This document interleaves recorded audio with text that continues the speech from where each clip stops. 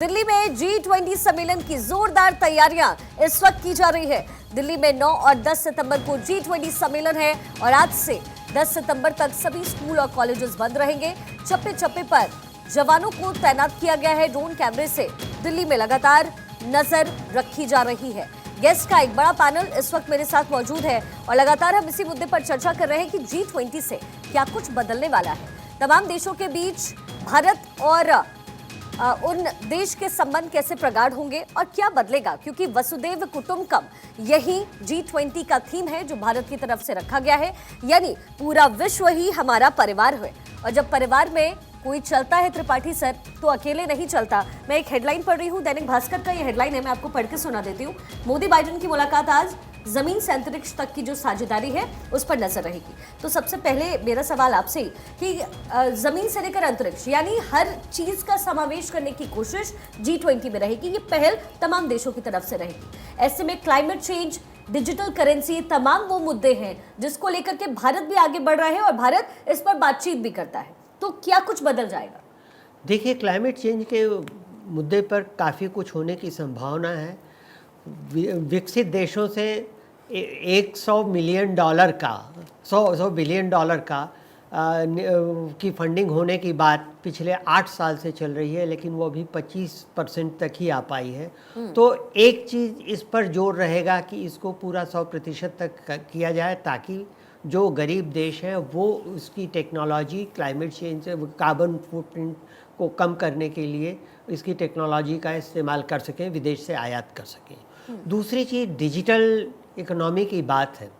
दुनिया में सिर्फ 50 देश हैं बमुश्किल जो डिजिटल इकोनॉमी को मानते हैं, की मदद लेते हैं। अमेरिका ऐसे देश में भी डिजिटल इकोनॉमी नहीं चल रही है और भारत इस मामले में एक तरह से महारत हासिल कर चुका है। तो हमारी ये बात रहेगी कि डिजिटल इकोनॉमी को हम और बढ़ावा दें और इसके साथ ही साथ 2-3 चीज़ें और की, जो ब्रेटन वुड इंस्टीट्यूशंस, IMF और वर्ल्ड बैंक और WTO विश्व व्यापार संगठन में भी हम सुधार लाएं, डिजिटलाइज करें, ताकि उससे डेवलपिंग कंट्रीज़ और इमर्जिंग इकोनॉमीज़ को फ़ायदा हो।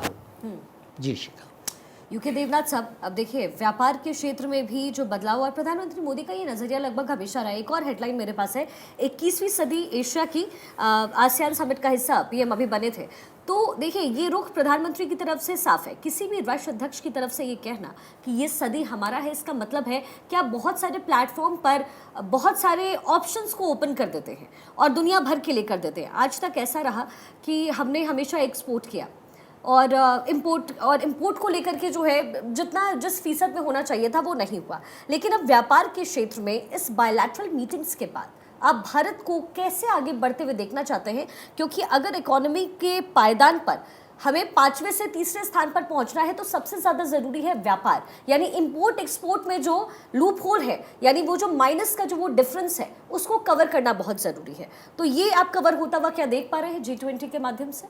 शिखा, इसमें कोई शक नहीं है कि अगर विश्व को और भारत को सबको एक साथ मिलकर आगे बढ़ना है तो व्यापार बढ़ाना पड़ेगा।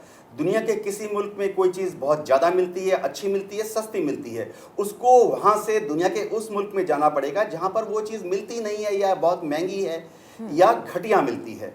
इस व्यापार को बढ़ाने में भारत बहुत जोर शोर से G20 में काम कर रहा है। पृष्ठभूमि में दुनिया भर के जितने फाइनेंशियल एक्सपर्ट्स हैं वो आए हुए हैं। फाइनेंस मिनिस्टर्स, वित्त मंत्री काफ़ी देशों के आए हुए हैं। वो मिलकर सोच रहे हैं कि ना सिर्फ भारत के साथ अपना व्यापार कैसे बढ़ाएं, वरन पूरे दुनिया के देश कैसे व्यापार ज़्यादा बढ़ाएं।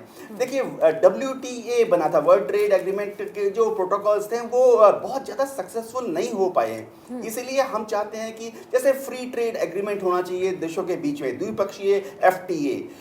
भारत ने कई देशों को MFN स्टेटस दिया है, मोस्ट फेवर्ड नेशन का एक स्टेटस दिया है व्यापार करने के लिए। बेसिक मुद्दा शिखा ये है कि भारत चाहता है कि G20 के जितने देश हैं, ग्लोबल साउथ और जो विकासशील देश हैं, वो भी हमें भारत को वो चीज एक्सपोर्ट करे जिसे भारत की दरकार है, जी। भारत भी उनको वो चीज एक्सपोर्ट करे जो भारत के पास ज्यादा है, बढ़िया है और सरप्लस है। हमारा ट्रेड तो बहुत तेजी से आगे बढ़ रहा है, जीडीपी ग्रोथ का एक बहुत महत्वपूर्ण जी। हिस्सा भारत का एक्सपोर्ट इंपोर्ट है।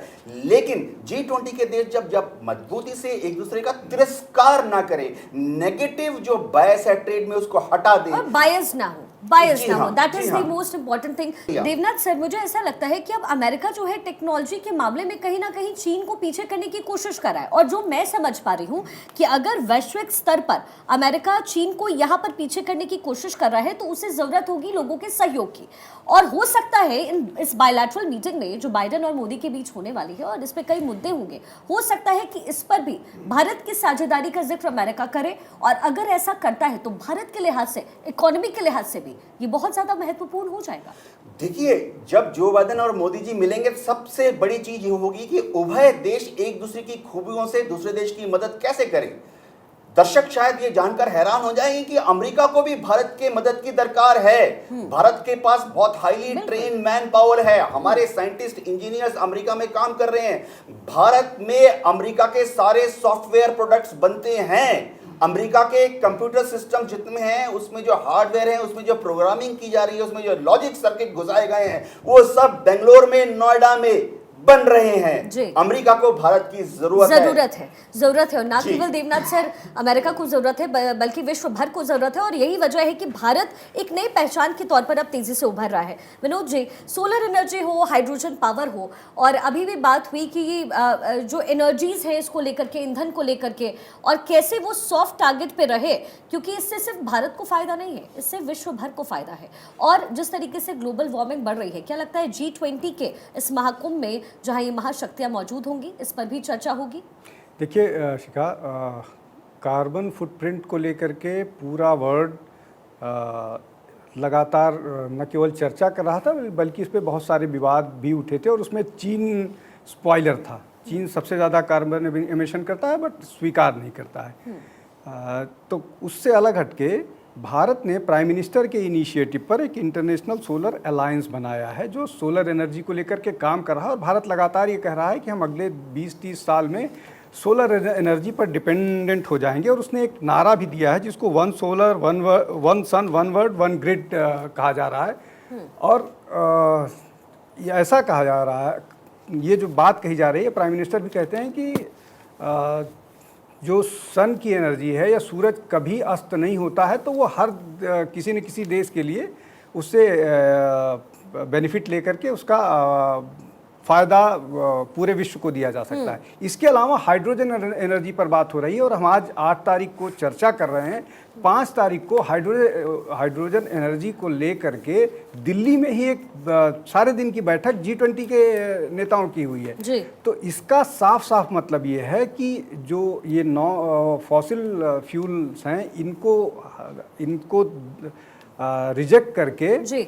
हम इन्वायरमेंट फ्रेंडली, ग्लोबल वार्मिंग, जैसा आपने प्रश्न किया कि ग्लोबल वार्मिंग एक बड़ा इशू बनता जा रहा है, पता ही नहीं लगता कि दिल्ली में कब बारिश हो जाएगी। कल हम यहाँ बैठे हुए थे और एक इलाके में बारिश हो रही थी और जोर की बारिश हो रही थी।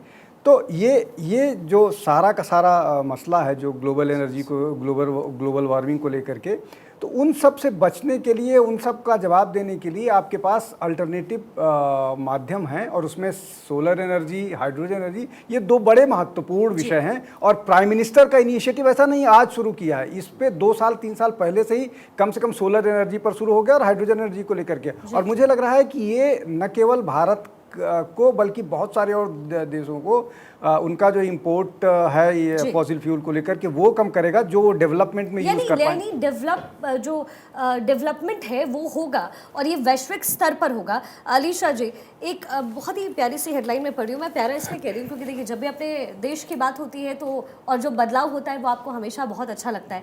मैं हिंदुस्तान टाइम्स के इस हेडलाइन को पढ़ी थी, future alliance part of India's big G20 push, और आगे लिखा है कि India's initiatives in focus, discussion on one future alliance are in the final stage.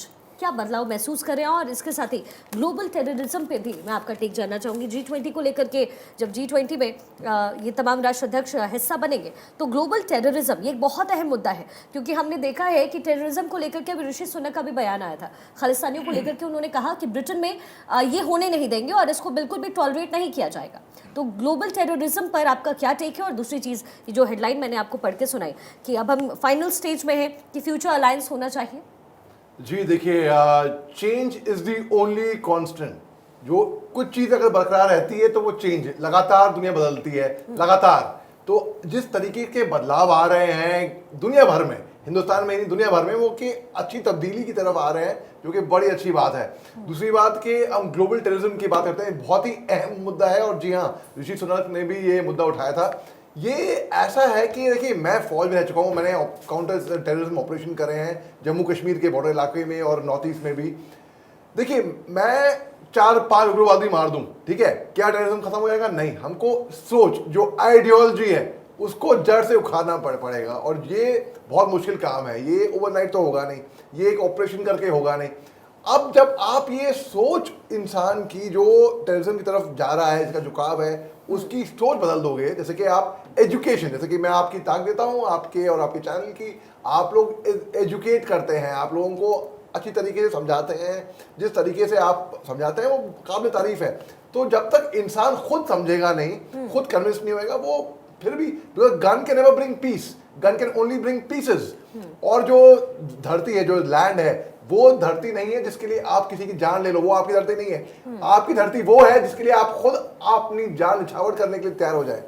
तो ये ग्लोबल टेररिज्म का जो मुद्दा है ना, ये बहुत अहम, गंभीर और सीरियस इशू बढ़ता जा रहा है। ये हिंदुस्तान के लिए नहीं, अन्य देश ऐसे हैं जैसे कि इजिप्ट हो गया, वो भी टेररिज्म से जुड़ा हुआ है। आप देखिए, मैं नाम नहीं लेना चाह रहा, लेकिन मैं नाम लूंगा, क्यों नहीं लूंगा। पाकिस्तान जो है वो मैन्युफैक्चर करता है, वो माहिर है आईटी में, इंटरनेशनल टेररिज्म, इंफॉर्मेशन टेक्नोलॉजी नहीं, इंटरनेशनल टेररिज्म। ऐसे करके वो सुसाइड बॉम्बर तैयार करता है। इस तरीके से आप देखिए, आप उसामा बिन लादेन कहाँ पे पाया गया अल्टीमेटली, जो कि फादर ऑफ टेररिज्म माना जाता है एक तरीके से। तो इस तरीके से ये ग्लोबल टेररिज्म का जो मुद्दा है ना, ये हमको ये बुझाना पड़ेगा किसी भी तरीके से, क्योंकि बिना उसके विश्व में कहीं पे भी शांति आ ही नहीं सकती है। बिल्कुल बिल्कुल। और इस मुद्दे पर एक मंच पर एकजुट होने की ज़रूरत है, देशों को एक साथ आने की बिल्कुल ज़रूरत है, ताकि इस पर काउंटर अटैक किया जा सके। ठीक है पांडे साहब, अब मैं थोड़ी सिक्योरिटी को लेकर के आपसे चर्चा कर लेती हूँ, क्योंकि देखिए, दिल्ली पूरी तरीके से छावनी में तब्दील है। और मैं चाहूँगी, अपनी टीम से रिक्वेस्ट करूँगी, क्योंकि दिल्ली को लेकर के मैं भी जब से बैठती हूँ अपने परिवार के साथ भी, तो लोग पूछते हैं कि क्या हम गुड़गांव जा सकते हैं क्या उन दिनों, क्योंकि हम दिखा भी यही रहे कि छावनी में तब्दील होगी दिल्ली। तो क्या कुछ बंद रहेगा, क्या खुला रहेगा, मैं वो भी आपको इन्फॉर्मेशन दूंगी। लेकिन coming back to you DK Pandey साहब, दिल्ली को पूरी तरीके से एयर कवर किया गया है, एयरफोर्स की तैयारी पुख्ता है। जाहिर तौर पर राष्ट्राध्यक्ष पहुंच रहे हैं और फिर जो बाइडन है, ऋषि सुनक है, तमाम बड़े नेता है। ऐसे में काउंटर एंटी ड्रोन इस सिस्टम का इस्तेमाल भी यहाँ पर किया जा रहा है। तो एयर डिफेंस के मामले में और एयर कवर के मामले में क्या कुछ आप यहाँ पर देख रहे हैं G20 के मद्देनज़र? दिल्ली कितनी सिक्योर आपको नजर आया? हालांकि ये सवाल मुझे लगता है कि पूछना भी नहीं चाहिए, क्योंकि जो हमारी तैयारी है उसमें हम पूरी तरीके से प्रोटेक्टेड है, लेकिन एयरफोर्स की खास तैयारी है, क्या है? देखिए, बहुत ही महत्वपूर्ण है। जब ऐसे इवेंट होते हैं तो भारत की प्रतिष्ठा जो है वो सबके नज़र में रहती है, और ज़रूरी है कि हम अपने आप को हम बताएं कि पांचवी इकोनॉमी है और फास्टेस्ट ग्रोइंग इकोनॉमी है। तो ऐसे में हमें अपने जो हमारी जो दैनिक विचरण है वो भी उसी अनुरूप होना चाहिए। जहाँ तक एयर डिफेंस की बात है, इंटीग्रेटेड एरिया डिफेंस जो है वो उसको एक्टिवेट किया जाता है। ये एक तरह से अम्ब्रेला है जिसमें कि कन्वेंशनल थ्रेट और सब कन्वेंशनल थ्रेट, मैं छोटे से मतलब कुछ कम से कम शब्दों में बताने की कोशिश करूँगा। कन्वेंशनल थ्रेट के लिए जो कि दूर से किसी सीमा रेखा पर हमारे लोग प्रयास कर रहे हैं, स्ट्राइक, एयर स्ट्राइक वगैरह हो, लेकिन जो सब कन्वेंशनल एरिया प्लेटफॉर्म्स हैं वो है drones, RPAs, paramilitary Riders, paramotors. तो ये जो छोटे छोटे हेलीकॉप्टर्स भी जो हैं इसमें आते हैं। तो ये कहीं से भी आप लॉन्च कर सकते हैं, और किसी भी आप अमेजन से भी, जैसे कि मुश्किल से 500-600 रुपये में आप एक ड्रोन खरीद सकते हैं, और उसकी मदद से आप कोई भी न्यूसेंस क्रिएट कर सकते हैं। वायु क्षेत्र में किसी प्रकार का भी कोई एबनॉर्मल एक्टिविटी अगर होती है तो निश्चित रूप से वो स्वीकार किसी को भी नहीं होगी। इसके मद्देनजर जो C4I command control and communication and intelligence centre जो बनाया गया है वो जी। दिल्ली पुलिस के हेडक्वार्टर जो ITU पे है वहाँ स्थित है। ये इसका जो हॉटलाइन से कनेक्शन है भारतीय वायुसेना की ज्वाइंट कंट्रोलर एनालिसिस सेंटर से, वहाँ पर 13 स्थानों पर जो है वो हॉटलाइन कनेक्शन दिए गए हैं ताकि पल पर द पल की खबर जो है कोई भी एब्नॉर्मल एक्टिविटी है उसको तुरंत बताया जा सके। इसके अलावा 4 स्थानों पर और भी हमारे सेंटर्स हैं जो कि मैं जिनकी चर्चा यहाँ नहीं कर सकता हूँ। अब दिखना ये होगा कि हमें इन एयर डिफेंस सिस्टम को एक्टिवेट करने के लिए, इस एयर डिफेंस सिस्टम में हमारे पास फाइटर्स भी हैं जो कि मीडिया में बहुतायत से कवर किया जा रहा है पिछले 3 दिनों से, और साथ में हमने जो है एंटी ड्रोन सिस्टम लगाए हैं ताकि जो ड्रोन जिसका कि मैं जिक्र कर रहा हूँ सब कन्वेंशनल एरियल प्लेटफॉर्म, अगर इनकी तरफ से कोई हमारे पास थ्रेट होता है तो उनको हम काउंटर ड्रोन सिस्टम की मदद से यानी देखिए निष्क्रिय कर सकें। दिल्ली सर पूरी तरीके से तैयार है। क्या बंद क्या खुला है इसको लेकर के भी हम एक ग्राफिक्स यहाँ पर प्ले कर रहे हैं, आपको ये भी बता देते हैं। जैसे कि मैंने कहा कि लोग यही सवाल पूछ रहे हैं कि क्या दिल्ली में 2 दिन, क्यों कहा जा रहा है कि पूरी तरीके से लॉकडाउन है, तो दिल्ली मेट्रो का सवाल है तो आपको देखिए आप जवाब देख पा रहे होंगे, कई सारे स्टेशन पर एंट्री और एग्जिट नहीं होंगे लेकिन मेट्रो चालू रहने वाली है। इसके साथ ही क्या कुछ दिल्ली में खुला रहेगा इसका जवाब भी हम आपको दे देते हैं, क्योंकि महाशक्तियों का ये महाकुंभ लग रहा है। ऐसे में दिल्ली पूरी तरीके से सिक्योर और सेफ बनाई गई है, कोई भी लॉकडाउन नहीं है। सबसे पहले आप ये समझ लीजिए, ये जो कहा जा रहा है कि मिनी लॉकडाउन है, ऐसा कुछ भी नहीं है, मिनी लॉकडाउन नहीं है। लेकिन हाँ, जो लुटियंस जोन है वहां पर सुरक्षा के लिहाज से आवाजाही में आपको परेशानी हो सकती है, कुछ एरियाज बंद हो सकते हैं। लेकिन दिल्ली में क्या लॉकडाउन है, तो इसका जवाब है कि दिल्ली में फिलहाल कोई लॉकडाउन नहीं है, सिर्फ NDMC एरिया में ये लॉकडाउन रहेंगे। यानी लुटियंस जोन जो है वहां आसपास के इलाके में ये पाबंदी रहेगी, यानी आप आने जाने में आपको वहां दिक्कत होगी। स्कूल, कॉलेज, सरकारी, गैर सरकारी दफ्तर और दुकानें, ये तमाम चीजें NDMC में बंद है। लोगों के लिए इंडिया गेट और कर्तव्य पथ बंद रहेगा, आप वहां नहीं जा सकते हैं, क्योंकि वीकेंड है तो लोग घूमने निकल जाते हैं, लेकिन वो एरिया आपके लिए बंद है। मेट्रो चालू रहेगी, लेकिन कुछ मेट्रो स्टेशन पर एंट्री और एग्जिट नहीं होने वाली है, जैसे सचिवालय भी उसमें मुख्यतः रहने वाला है। बाकी दिल्ली पूरी तरीके से, हाँ सर, मैं एक चीज ऐड कर दूं कि देखिए 1,30,000 पुलिसकर्मी जो है लोग रहेंगे, 475 PCR वैन्स है। अगर इनको आप फ्रीडम नहीं देंगे काम करने के लिए तो ये जो आप जिसका जिक्र कर रहे हैं कि वो लोगों का की गई है, उसमें आम जनता को जाना आवश्यक है कि किसी प्रकार का खतरा होता है। तो ये 475 PCR वैन्स लगभग 1.3 लाख पुलिसकर्मी जो अगर चारों तरफ करते हैं, इसमें कमांडो फोर्सेज हैं जो कि चारों तरफ एक्टिव है और शार्प शूटर्स भी हैं। तो इनको अगर आप फ्रीडम नहीं, बिल्कुल जाहिर तौर पे दिक्कत भी होगी, इसलिए जरूरी है कि आप इन अभी इस समय को अवॉइड करें। सबसे पहले विनोद सर, अब आपके पास आते हुए सिक्योरिटी काउंसिल का भी हमने जिक्र किया। सिक्योरिटी काउंसिल को लेकर के क्या G20 में चर्चा हो सकती है? क्या भारत कह सकता है कि भाई हमें भी शामिल कीजिए? दिक्कत क्या है, क्योंकि अब भारत तो हर एक स्तर पर आगे बढ़ रहा है। मुझे इस तरह का तो नहीं लगता है कि एक कॉमन चर्चा हो, लेकिन जो बायलैटरल बड़े नेता हैं उनसे चर्चा होगी। लेकिन मैं जो समझ पा रहा हूँ, जो लंबे समय से बात हो रही है और जो प्रधानमंत्री की बातों से या विदेश मंत्री की बातों से निकल के आता है कि वो धीरे धीरे जो ये सिक्योरिटी काउंसिल, UN का सिक्योरिटी काउंसिल है, इनको ही इररिलेवेंट करने की तरफ आगे चल रहे हैं। वो अपना एक इस तरह का बड़ा ग्रुप या इस तरह की बड़ी योजना तैयार कर रहे हैं जहाँ पर UN की सिक्योरिटी काउंसिल उतना मायने नहीं रख सकती जो आज 50, 60 या 70 साल पहले हुआ करती थी। विशेष रूप से वीटो को लेकर के जो अभी हम लोग जब ब्रेक में चर्चा कर रहे थे, और त्रिपाठी सर हमारे साथ थे जो अभी नहीं है, वो दूसरे चैनल पर उनको कहीं जाना था इसलिए चले गए, वो बात कर रहे थे इसका निगेटिव पर्पस है। लेकिन निगेटिव पर्पस हो सकता है तो उस निगेटिव पर्पस को ही आपको ख़त्म करना पड़ेगा। उसको ख़त्म करने का तरीका ये है कि या तो आप उस लाइन में खुद शामिल होइए, उस लाइन से बड़ी लंबी लाइन खींच दीजिए जो भारत कर रहा है। भारत UN की जो एक लकीर खींची हुई है और उस लकीर को सब तरफ से घेर के बैठे हुए हैं, विशेष रूप से चीन, जो जिसको भारत की कृपा से ही UN सिक्योरिटी काउंसिल में जगह मिली, वो भारत को नहीं जाने दे रहा है। तो ये मुझे लगता है कि भारत एक अल्टरनेटिव रूट, जैसे अल्टरनेटिव एनर्जी की बात की, भारत एक अल्टरनेटिव रूट खोज रहा है यूएन सिक्योरिटी काउंसिल के जवाब में। हालांकि वो लगातार दबाव भी बना रहा है कि हमको उस वहाँ पर हमारा ड्यू प्लेस मिलना चाहिए। तो ये मुझे लग रहा है इस तरह की स्ट्रेटजी पर भारत काम कर मतलब रहा है। हो सकता है, ये भी संभावनाएं हैं। देवनाथ सर, परमाणु रिएक्टर्स लगाने पर भी चर्चा हो सकती है, क्योंकि कहा यह जा रहा है कि जब जो बाइडेन और प्रधानमंत्री मोदी की मुलाकात होगी तो व्यापार के क्षेत्र में एक सिंगल प्लेटफॉर्म बनाने की बात होगी। हमने कॉमन करेंसी का भी जाहिर तौर पे मुद्दा उठेगा, जब भी ऐसे समिट होते हैं उठता ही है। लेकिन सिक्योरिटी को लेकर के आपका क्या टेक है, और परमाणु जो रिएक्टर्स लगाने की अगर चर्चा होती है भारत में तो उसमें क्या कुछ होगा? मैं सर आपसे इसका जवाब लूंगी, लेकिन उस बीच एक बड़ी जानकारी, मोदी बाइडेन वार्ता पर बड़ी खबर इस वक्त मिल रही है। जेट इंजन, 5G 6G पर भी बातचीत हो सकती है, सिविल न्यूक्लियर पर भी दोनों नेताओं में बातचीत संभव। यूएस NSA ने इस बात की जानकारी दी है। तो देवनाथ सर, अब सीधा इसी पे रुक कर लेते हैं। देखिए इसी पर हम चर्चा कर रहे थे। जेट इंजन, 5G 6G पर बातचीत होगी, सिविल न्यूक्लियर पर भी दोनों नेताओं की बातचीत हो सकती है। वही परमाणु रिएक्टर की ही हम बात कर रहे थे कि शायद दोनों की मौजूदगी में ये हो कि 6 परमाणु रिएक्टर्स भारत में बनाए जाए। ये संभव है नहीं? क्या लग रहा है आपको? देखिए, कार्बन क्रेडिट पॉइंट की बात हो रही थी। जहाँ तक फॉसिल फ्यूल है, जैसे कि कोयला, कच्चा तेल या शेल फ्यूल है, उसका कंजम्पशन विश्व में आस्ते आस्ते कम करना पड़ेगा। इसके लिए बहुत सावधानी के साथ फूंक फूंक के कदम बढ़ाया जा रहा है। तो कैसे?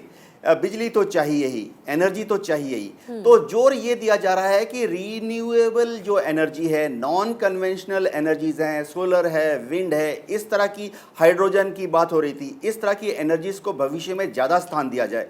लेकिन इनका योगदान फिलहाल 2%, 4%, 12% इसी तरह से है। तो कुछ सालों के लिए, 10, 20, 30, 40, 50 साल के लिए आने वाले समय में न्यूक्लियर पावर प्लांट जो हैं वो एक नंबर 2 बैकअप के हिसाब से ज़रूरत पड़ेंगे। कोयले का इस्तेमाल जैसे जैसे कम होगा, पेट्रोल डीजल का इस्तेमाल कम होगा। हम गाड़ियों की बात कर रहे हैं, इलेक्ट्रिकल व्हीकल्स आ रही हैं, तो उनके बैटरी को तो चार्ज करना पड़ेगा। तो शायद सोलर और विंड फिलहाल सफिशिएंट नहीं है। तो 30, 40, 50, 60 साल के लिए हमें न्यूक्लियर एनर्जी की जरूरत पड़ेगी। आप देखिए ना, जापान की टोटल बिजली की खपत का 60% हिस्सा न्यूक्लियर पावर प्लांट से आता है। फ्रांस में पहले 40% हिस्सा न्यूक्लियर प्लांट से आता था। अब वो बढ़ते बढ़ते 48% फ्रांस की बिजली की रिक्वायरमेंट न्यूक्लियर प्लांट से आ रही है। एक रीजन यूक्रेन का गैस आना बंद हो गया, रशिया का गैस आना बंद हो गया, वो भी है। तो भारत जो अमेरिका के साथ ये सहयोग करके न्यूक्लियर पावर प्लांट्स को भारत में बनाकर इंस्टॉल करके उनको एक्टिवेट करेगा, उसकी ऑपरेशनलाइजेशन की जरूरत है। एक और चीज बात हो रही थी कि हम बात कर रहे थे कि नॉन कन्वेंशनल सोलर की बात कर लेते हैं। ये बहुत बड़ी इनिशिएटिव भारत सरकार ने ली है मोदी जी के नेतृत्व में कि हम एक ग्रिड बनाएं।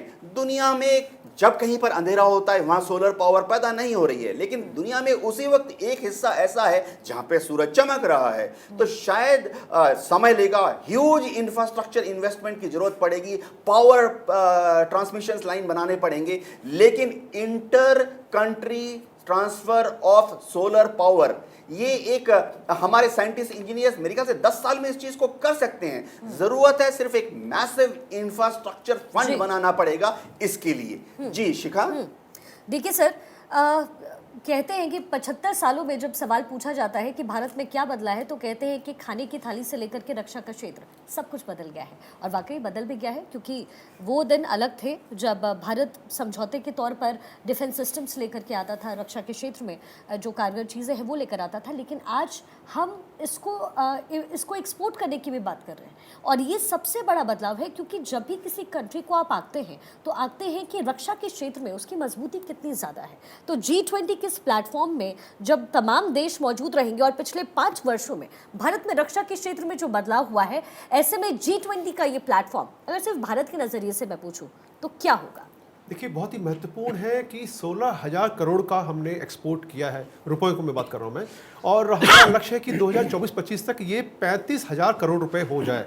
तो ये बताता है कि किस प्रकार से हम जो क्वालिटी प्रोडक्ट है उसकी तरफ जोर दे रहे हैं और साथ में हमारा प्रोडक्ट पसंद किया जा रहा है। लगभग 84 देशों को हम डिफेंस सेक्टर से आर्म्स और एम्युनिशन सप्लाई कर रहे हैं और जिस प्रकार से ब्रह्मोस और तेजस विमानों की भी खरीद की बात चल रही है और ये फिलीपींस ने ले लिया, मलेशिया उस पर प्रयास कर रहा है, अफ्रीकी देश भी आ रहे हैं तेजस के लिए। तो हमारी जो आत्मनिर्भरता है वो एक श्रेणी से और आगे बढ़ रही है। महत्वपूर्ण है क्या ये फोरम जो G20 का है इस पर कुछ हमें डिफेंस सेक्टर में कुछ लाभ होगा? निश्चित रूप से बाकी जो अफ्रीका यूनियन के देश हैं, बाकी देश हैं जो कि डेवलपिंग कंट्रीज हैं, तो वो जरूर चाहेंगे कि उनको जो सुरक्षा की उनके समीकरण हैं वो अगर बिगड़ रहे हैं तो इसमें वो इन्वेस्ट के लिए भारत को खोजेंगे, क्योंकि भारत एक सरल, सहज और बेहतर प्रोडक्ट कम कीमतों में दे रहा है। तो ये प्लेटफॉर्म बहुत मुश्किल है क्योंकि इतना कीमतें ज़्यादा हैं। लगभग ड्रोन जिसकी बात हम लोग करते हैं वो 10-15 मिलियन डॉलर में आ रहा है। तो अभी जो बाइडेन के साथ हमारे बायलैटरल होने हैं मोदी साहब के, उसमें निश्चित रूप से जेट विमानों के इंजन के बारे में और जो ड्रोन की हमारी खरीद हुई है MQ-9B के बारे में भी आगे कैसे उसको और पुख्ता किया जाए उस पर चर्चा होगी। ध्यान रहे कि अभी रिसेंटली 2 हफ्ते पहले US कांग्रेस ने इसको अप्रूवल दिया है ट्रांसफर ऑफ टेक्नोलॉजी का। तो हम उम्मीद करते हैं कि जो हमारा एक स्वप्न था दशकों से कि हम अपना खुद का जेट का इंजन तैयार कर सकें, उस दिशा में बहुत ही महत्वपूर्ण पहल हो पाएगी, हो सकती है। बिल्कुल, और यही प्लेटफॉर्म है क्योंकि मुझे लग रहा है कि सर हमने लगभग सारी बातें आज की हैं, क्योंकि बहुत ज़रूरी है कि हम उन पहलुओं को छुएं जो ना केवल भारत के लिए बहुत अहम है, बहुत इंपॉर्टेंट है, बल्कि बाकी देश के लोगों के लिए भी बहुत ज़्यादा इंपॉर्टेंट है। अली शाह जी, हमने ग्लोबल टेररिज्म का जिक्र कर लिया, हम रक्षा के क्षेत्र पर हमने बातचीत कर ली, लेकिन एक बहुत ही मोस्ट इम्पॉर्टेंट टॉपिक है और वो ये है कि जो भारतीय हैं वो किस तरीके से विश्व भर में अपना परचम लहरा रहे हैं। ऋषि सुनक साहब आज यहाँ पहुँच रहे हैं, उनकी अपनी बहुत तैयारी है, फैमिली प्लानिंग्स, मैंने सुना है कि परिवार उनका इंतजार कर रहा है। यहाँ पे 3 करोड़ से ज़्यादा भारतवंशी इस वक्त दुनिया में है और 15 देशों में संवैधानिक पद पर है। और अगर इसको और सही तरीके से मैं बताऊँ तो तकरीबन 8 से ज़्यादा देश के राष्ट्र प्रमुख भारतीय मूल के हैं। कहीं ना कहीं भारत के स्ट्रैटेजीज बनाने में और भारत के तरफ जो लोगों का रुख है वो इससे भी तय होता है। ऋषि सुनक जब आज यहाँ पर पहुँचेंगे तो ब्रिटेन वो देश रहा है जिसने भारत पर राज किया, लेकिन आज ऋषि सुनक वहाँ के राष्ट्राध्यक्ष हैं। अब ऐसे में भारत के लिए इसको आप कितना इम्पोर्टेंट मानते हैं, क्या बदलाव महसूस करते हैं और भारत के प्रति लोगों के नज़रिए में कितना बदलाव आप महसूस करते हैं?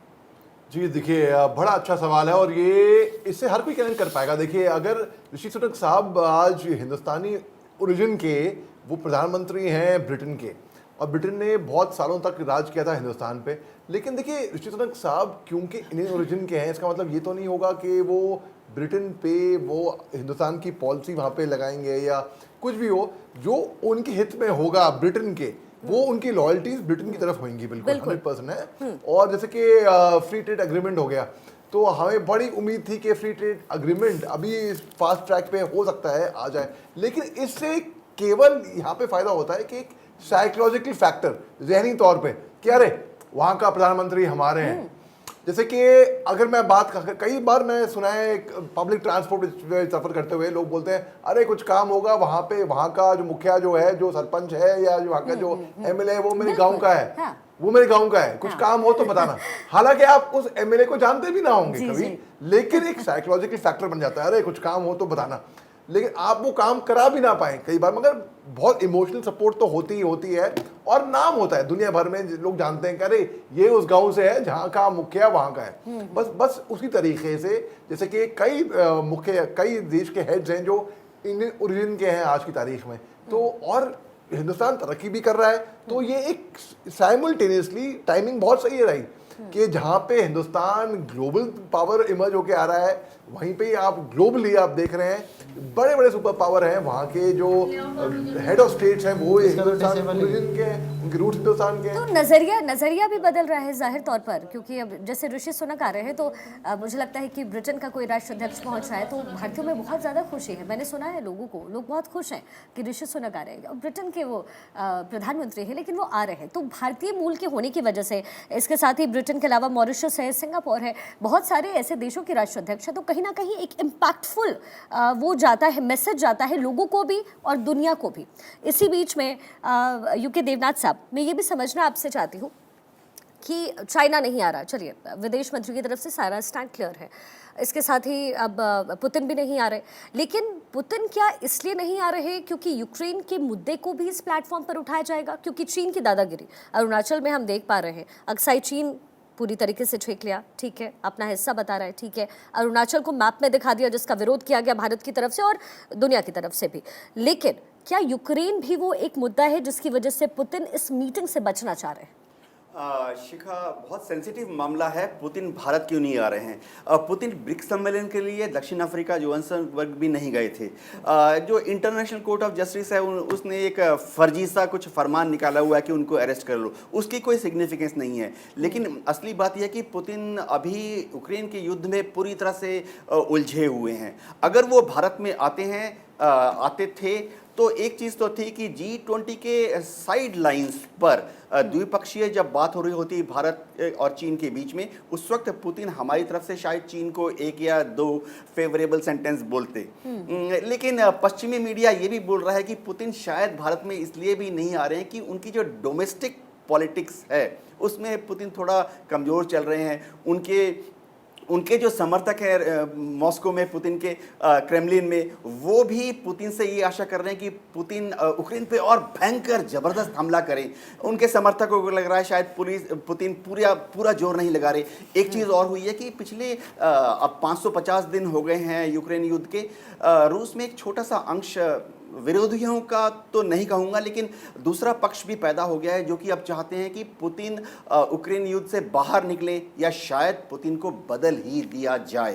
इसीलिए पुतिन के सर ऊपर मैं ये आप चूंकि आप बहुत अच्छी बात कर रहे हैं, ये बहुत इंपॉर्टेंट पॉइंट है। एक हेडलाइन है एक्सप्रेस का, मैं अभी पढ़ते हुए मेरी नजर गई है, इसमें लिखा है कि on G20 eve praise and caution क्या लिया गया है भारत की तरफ से, India's done right thing on Ukraine. ये उस पर उनकी तरफ से कि India has done right thing, my optimism based on society being harmonious.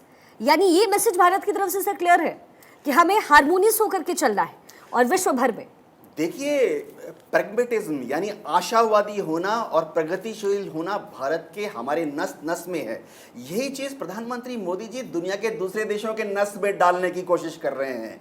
विरोधाभास कम करिए, आपस में जो अच्छी चीज़ें हैं उनको मिलजुल कर बढ़ाइए। अगर एक देश में ज़्यादा मिनरल्स है, आप उस मिनरल्स को फ़ायदा उठाते हुए दूसरे देश को एक्सपोर्ट कर दीजिए। सबसे बड़ी बात मोदी जी ने ये कहा कि G20 में भी 1 से लेके 19, 20, 21 देश हैं। कुछ देश ऊपर 1, 2, 3 हैं, लेकिन G20 में भी कुछ देश 19, 20, 21 हैं। तो सबको मिलकर अपनी अच्छाइयों को दूसरे देश को देना है। अगर गलतियां हो रही है सर तो विरोध भी करना पड़ेगा। डी के पांडे साहब से कुछ कहना चाहते हैं? मैं ये कहना चाहूँगा कि इसी टॉपिक पर ही जो मुख्य डेवलपमेंट होने जा रहा है, आपने जिक्र किया था OFA का, ओपन फाइनेंस अलायंस। ये इस दिशा में एक बहुत ही महत्वपूर्ण कदम है और मैं बड़ा इंटरेस्टिंग है कि ये तीसरा अलायंस होगा इस G20 प्रेसिडेंसी में भारत का। अगर इसको स्वीकार कर लिया जाता है G20 समिट में तो ये तीसरा अलायंस होगा, जो कि इसके पहले ग्लोबल सोलर अलायंस और साथ में डिजास्टर कंट्रोल पर एक अलायंस है, वो बहुत ही कामयाब रहा, लोगों ने उसका स्वागत किया। ये जो फ्यूचर अलायंस है, ओपन फ्यूचर, नाम ही इसका बताता है किस प्रकार से ये जो जितने भी देश हैं, जो यूनाइटेड नेशंस का आपने बीच में एक सवाल उठाया था, तो यूनाइटेड नेशंस का उद्देश्य था कि सभी देशों को साथ लेके, सभी सदस्यों को साथ लेके चलना, उनके विकास पर, उनकी प्रॉब्लम्स हैं, मेडिकल इश्यूज हैं या एनर्जी इश्यूज हैं, उनको एड्रेस करना। और सर डॉलर का भी जो वर्चस्व रहा है ना, वो भी एक उसको तोड़ना भी है, करेंसी का भी इशू है। देखिए चाइना का एक और महत्वपूर्ण है, जब मैं ब्रिक्स में भी उसने प्रयास किया था कि उसकी करेंसी जो रैनमिकी की है उसको वो आगे बढ़ाना चाहता है, वो वर्षों से कर रहा है, वो BRI के साथ भी है, वो फिर थोड़ा सा अलग हो जाएगा, मैं इस बात को पहले पूरा कर दूं। OFA वाला, तो ये OFA जो बन रहा है उसका उद्देश्य ये है कि एक फंडिंग तैयार करना, लोगों को प्लेटफॉर्म देना और जो मेडिकल इश्यूज है, हेल्थ इश्यूज है, उनको भी एड्रेस करना। साथ में अब ये फंड कहाँ से, एक सेंटर भारत में होगा और उसमें जो फंड क्रिएशन होगा उसके लिए बाकी जो संस्थाएं हैं वो डोनेट करेंगे और ये फंड जो है विकासशील देशों को दिया जाएगा ताकि वो अपने यहाँ जो उनकी इश्यूज है फाइनेंशियल रिलेटेड उनको एड्रेस कर सकें।